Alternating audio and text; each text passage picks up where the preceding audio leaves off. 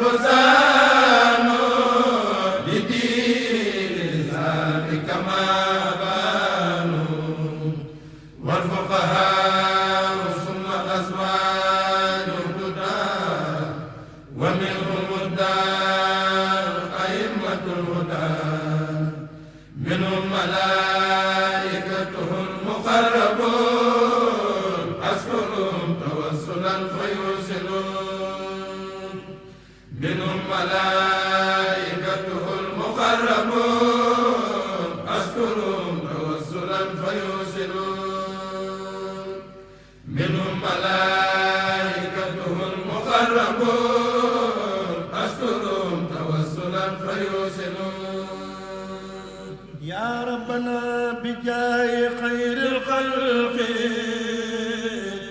سيدنا محمد في الحق يا ربنا بجاه خير الخلق سيدنا محمد في الحق ثم بنوح وبإبراهيم